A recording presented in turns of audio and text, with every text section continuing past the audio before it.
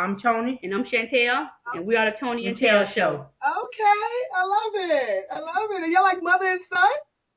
No, cousins. Oh, okay. I was like, that's cute. Okay. Well, I want to first say that you are actress and comedian now. You started doing comedy first, correct? Yeah, that's where I started. And how long were you doing comedy? And how did you get your start? I started comedy in 1996. And, it was kind of a fluke. I was working in corporate America. I was working for Ringling Brothers. And I hated it. I just was like, this is not, me in a cubicle are just not going to make it. And a friend of mine invited me to a comedy club, and I ended up meeting the owner, meeting the house MC, and they asked me to come down, told me I was pretty funny, and I said, sure, I'll try anything to get out of this corporate thing, and I actually loved it. And it just went from there, and like a few years later, I put in my pink slip, and I bolted, and I never looked back. All right. Wow. Yeah. Okay, starting out, you're a comedian. I want to know, what are some of your childhood influences growing up, I mean, honestly, being a comedian was not something that I sat around dreaming about. Like some comics, I always thought about being a comic. I was never that one. When I was in school and everything, I wanted to be like the next, like, Connie Chung or Soledad O'Brien. That's what I went to school for. I went to school for broadcast journalism, and I wanted to be a newscaster. But then I realized that I just didn't have that passion to just be hunting for people's dirt. So I ended up changing over to public relations and advertising, which is something I liked, and ended up getting my degree in that, and not realizing that many, many years later, that marketing degree, that PR degree was going to help me market and, push myself. Growing up, I wanted to be Claire Huxtable. I was like, I just wanted to have a job, marry a man, have some babies, call it a life. I didn't realize that I would be in this entertainment business. But it's been a whirlwind. It's been a crazy ride, some good, some bad, but I can't complain because, I did it my way, and the only person I owe for my success is God. Amen. All right. Yeah. Now, which do you enjoy most? Do you enjoy doing stand-up or acting more? It's so funny you would ask me that. I just had this conversation with my assistant last night. And it used to be comedy, but now my passion is acting. I don't know what it is. Something happens to me when they say action. And I just love, being these characters and learning my lines and being on sets and, interacting and creating these stories. I mean, that is now my passion. I mean, I still have love-hate for comedy, but I have a love-hate for comedy. I do. It's like, I love it that I can get on stage and vent and say the things I want to say and get stuff off my chest. But, now that I'm a mother, I have an 18-month-old, going away from him and being away from him, being on the road, it's just getting to be a little much for me. And I know with acting, I can be a little bit more stable. I can take my child to school, pick him up, be there when he wakes up. So I would have to say right now, acting is truly my passion. Okay. All right. So what made you get into acting? It was just a natural progression. When I came in the business, I was told as a stand-up, you hone your craft, you be funny, and then you move to L.A. And that's what I did, And when I came to L.A., I came to act. So I was hopping in acting classes, made sure I had me an agent, and that was my goal, because I was already a comic when I got here. I was doing road gigs and getting booked. Yeah. I didn't come here to be a comic. I'll step out, like I did a show last night at the Improv, and they're always like, when they see me, it's like they're seeing a unicorn. They're like, ooh, Coca came out. Because I normally don't. I'm on the road on the weekends, and when I'm home, I'm in mommy mode. I'm in audition mode. I'm in acting mode. I'm not focusing really on the comedy as per se. I'm not in the clubs every night. But, I mean, I'll do a gig here and there just to let people know that I'm still in the game. But real talk, it's all about, being home and being mommy and just focusing on my acting career right now. Well, I want to know, we all see you in that commercial with Progressive with Flo, which is so funny. Oh, my God. I'm in a doctor's office with my foot up in a stirrup because I was at the podiatrist, and the guy comes in, I want to tell you I love you so much in that commercial. I'm like, okay. What is the difference between doing commercials and acting, like on a TV set or a movie set? Well, I mean, commercials are quick. You shoot maybe 1-2 days tops, and then this commercial runs forever, Yeah. I just booked another one. I'm just a national commercial that I shoot on Thursday for Philips Colon Health. I feel some type of way. I'm happy about the checks, but I'm like, colon health? Am I that old?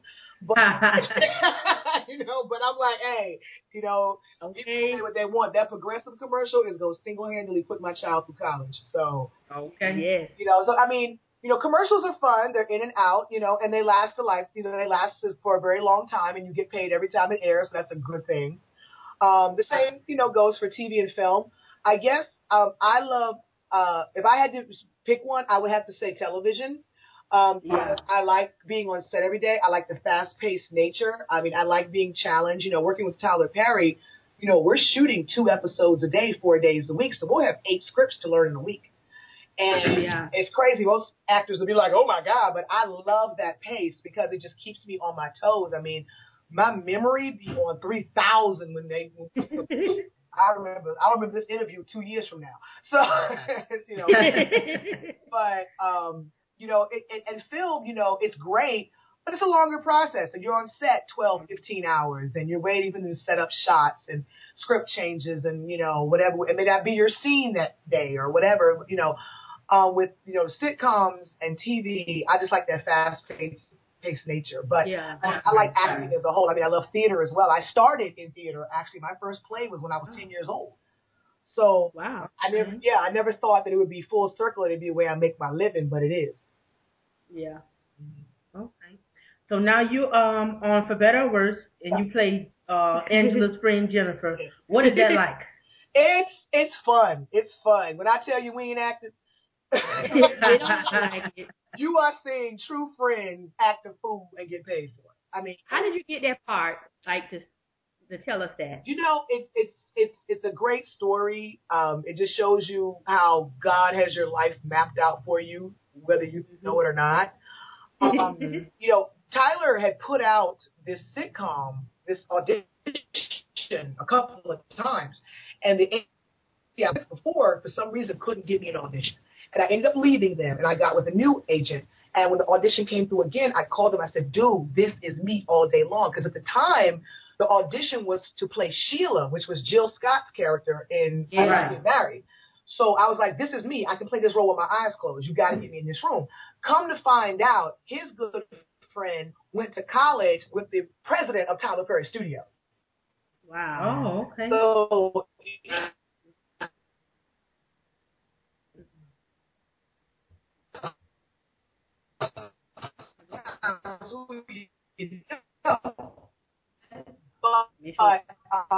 so I was able to get an audition. What I didn't know is that, and said he wanted paid off, that when I came here, I had a plan, and that was to hone my acting skills and be ready for the right opportunity. So I auditioned. I went to Atlanta. I auditioned at Tyler Perry Studios there, and it took 4 months for me to find out I got the role. It was crazy. But when I finally got the call, I was told that Tyler had rewritten the role and created Jennifer for me based on my stand-up. Wow. Oh, wow. Yeah. It was a role written for me. Yeah, because you're Jennifer. I'm Jennifer, honey. That's, yeah. Yeah. I mean, I mean, I mean, you know, the ongoing joke on set is that Jennifer can be a little, you know, not too bright. And everybody on set would laugh and say, Coco's probably the most educated person on this show because I have a master's in education. And they're like, really? But I'm one of my favorite episodes, and I like what Tyler touched on, was the AIDS episode, which was so amazing with the gun. And I was like, when you loaded the gun, and you was like, I'm going to play with your life. And I was like, it was an eye opener because basically that's what you do when you know. Yeah, you got people out there not telling people that they are HIV positive. Yeah. Which is like, you know, basically you could be a murderer because if they don't know, exactly. You know, whatever. That was such a powerful episode, and I was so honored that Tyler gave me that episode and made it a 2-parter at that. It's gotten some great feedback, and people always say between that one and the one with myself and nephew Tommy, those are like their favorite episodes. It was just powerful. And we actually did a follow-up to that episode this new season, so make sure you can see that, yeah. Okay. Now, since being on For Better or Worse, do you feel like your life has changed any? Yeah. In a sense of knock on wood, I ain't worried about money. Okay. I've known broke, honey. I've known broke for real. And so, I've only, asked God that He provides for me that I can take care of my son and take care of him well. And He's put all these incredible opportunities. And I mean, for better or worse, has just, it's one shown me that you can be in this industry and actually work with people and you can be a family. My castmates are my friends. They're my family. And so many shows you may work on, you're there for that day or that week or that month, and then you don't talk to people anymore. It's like, thank you, bye, peace.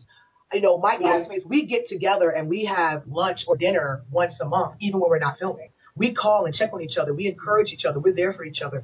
And the one thing that I appreciate with that is the family. I mean, when I was on set last season, I'm 8 months pregnant.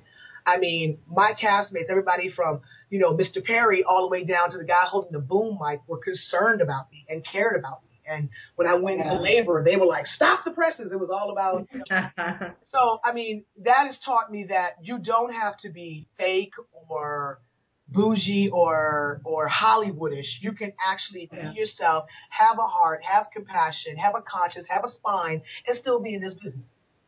Yeah. All right. And speaking of family, Whitney Houston's daughter Chrissy played your daughter like last season, and during that time she lost her mom, and you're a new mom now.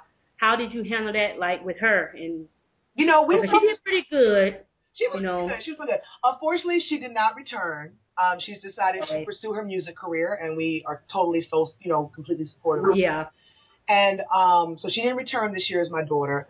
But, when she was there, she was just such an incredible young lady because how she was handling the scripts and the fast pace that we go at when we're filming.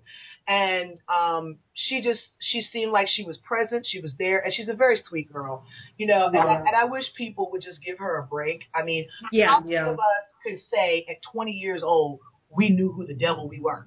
And we do. I mean, when I was 20, honey, I was wild. Okay.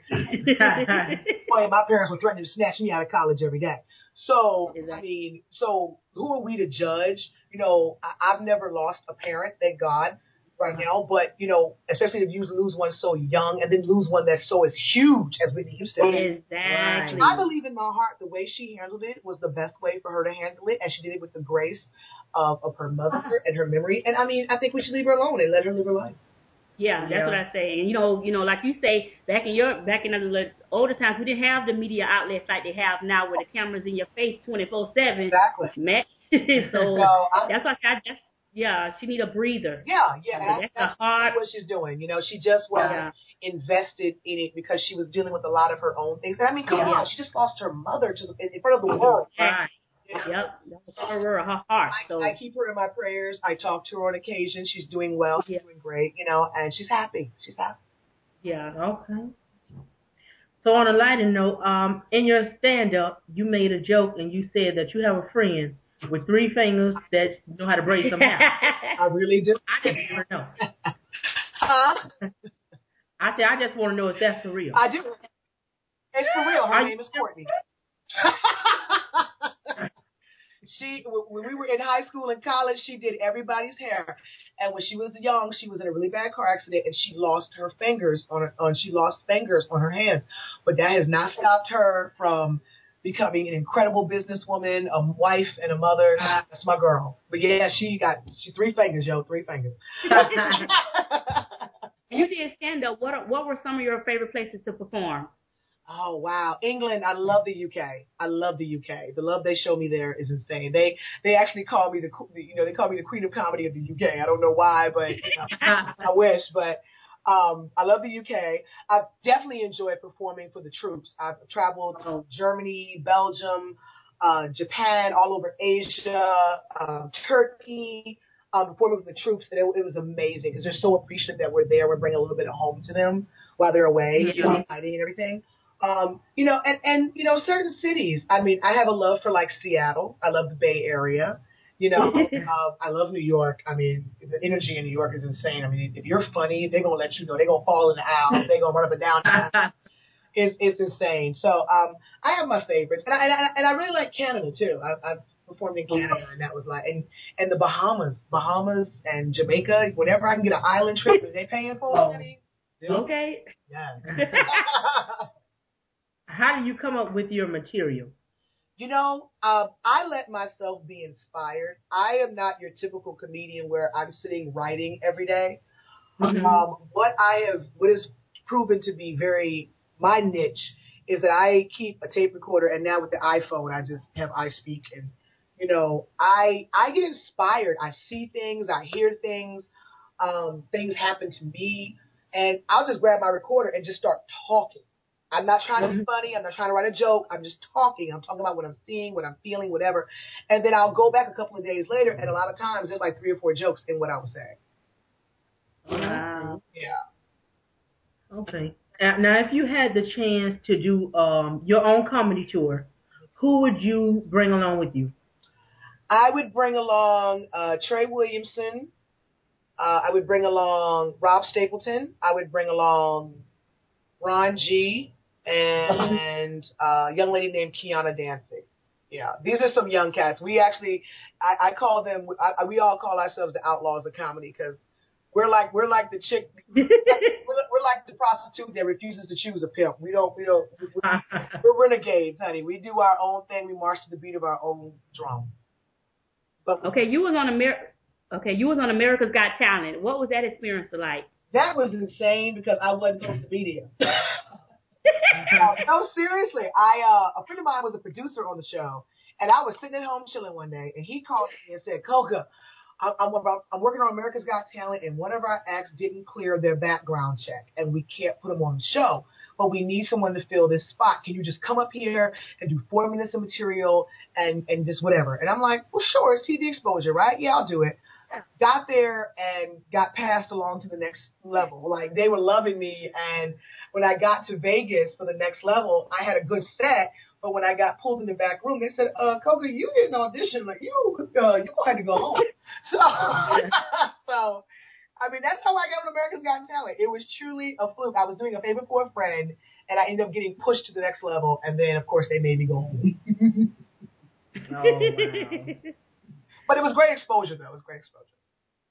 So what reality TV shows you watch? So that's a reality TV show. What reality TV shows do you watch? Oh, God. This is so anti what I do for a living. But I you know what? I'm hooked on Housewives of Atlanta. Oh, I seen you go in on them on Twitter.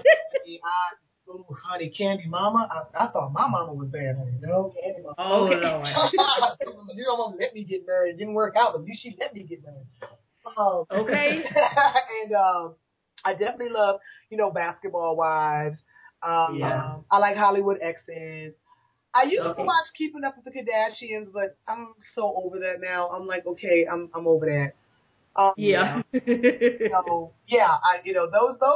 are my shows that, I would say definitely Housewives of Atlanta and Basketball Wives. And it's one I'm forgetting that I watched that is a reality show. I can't think of it right now. Why is my brain farting? I watch Real Husbands of Hollywood. They stupid. Oh, yeah. Oh, no. I know all the fools. I'm like, oh. Yeah. Yeah. Now, who is your favorite on the Housewives? I ain't gonna lie. I got a love-hate for Nene. See, my girl. It's like, Nene to me is just one of them people that finally made it, and she gonna let you know she made it every time she opens. Yeah.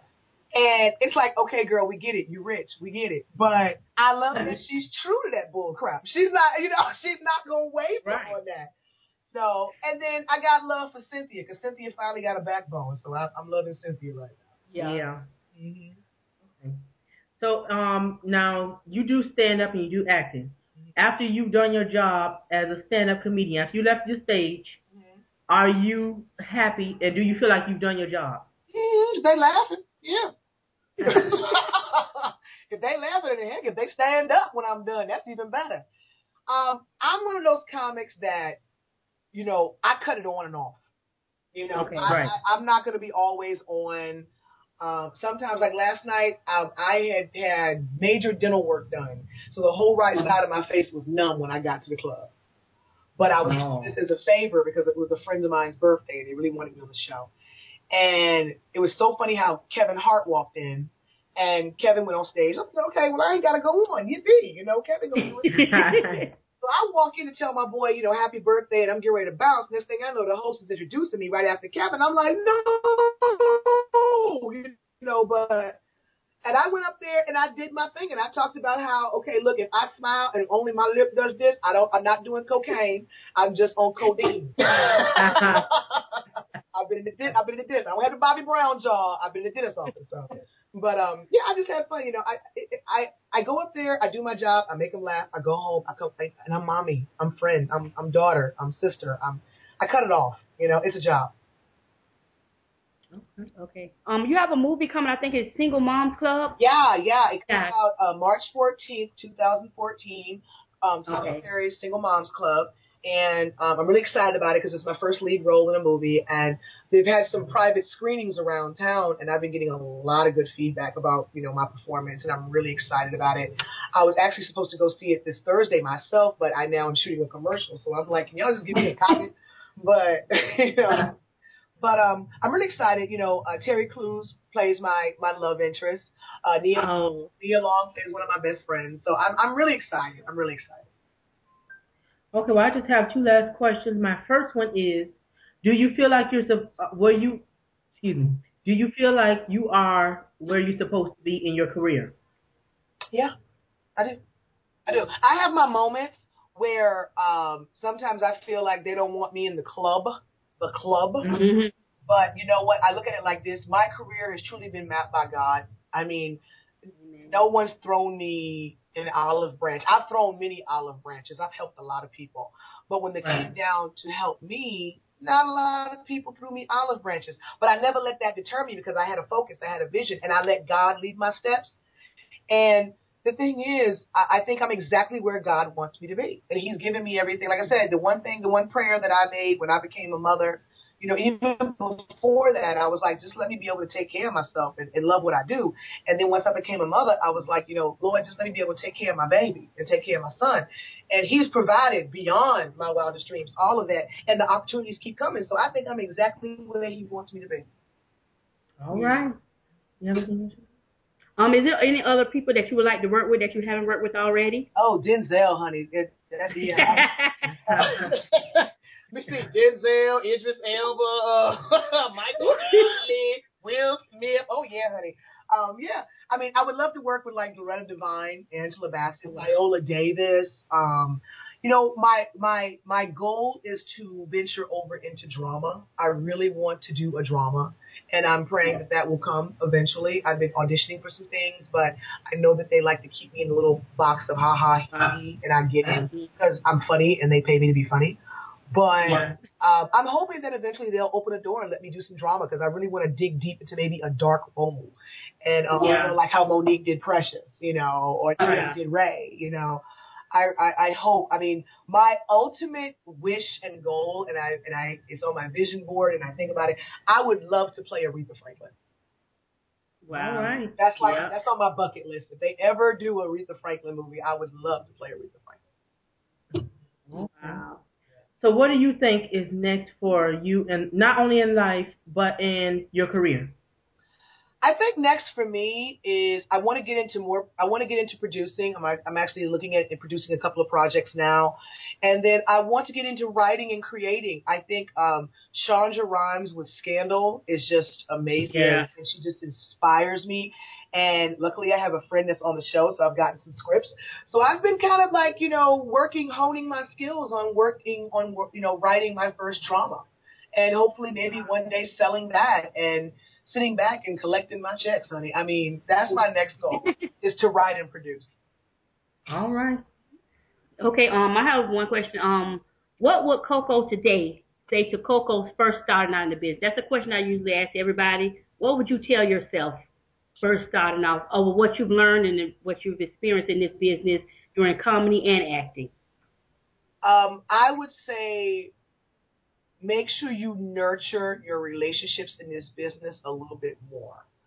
I tend to get into my own little bubble, and people may think that I may be a little standoffish or whatever, but that's not the case. I just get into my bubble because I get so focused. So if I can tell myself 16 years ago when I first started this business, I would say nurture those relationships and network more. Okay. Yeah. Well, that's all we have. Yeah. We want to thank you so much for taking the time out and talking to us. And thank you. Thank you. Pleasure. Thank you so much for being patient with me and my crazy schedule. No problem. Anytime. You have any other projects coming up you want like us to know, or some shout outs or something we can look forward to? I actually just shot a 1-hour special called Don't Judge Me, and it'll be available on Netflix and Redbox and pay-per-view and all of that in the spring. And just keep watching For Better or Worse on Wednesdays, and let you need some more season. Okay. Okay, yeah. All right. All right. You left the TBS for OWN. I was like, I was like, wait a minute. It was a match made in heaven. Our ratings have been through the roof. Yeah. Thank you so much again. Thank you so much. Such an honor. Thank you so much. God bless you. Have a great day. Oh, God bless you too. Thank you so much. And congrats on being a mommy. I know you having a little baby. Yes, my angel. And my mom said she loves you too. She, Oh, God. Thank you so much. Thank you. She said you the reason she got progressive. Oh.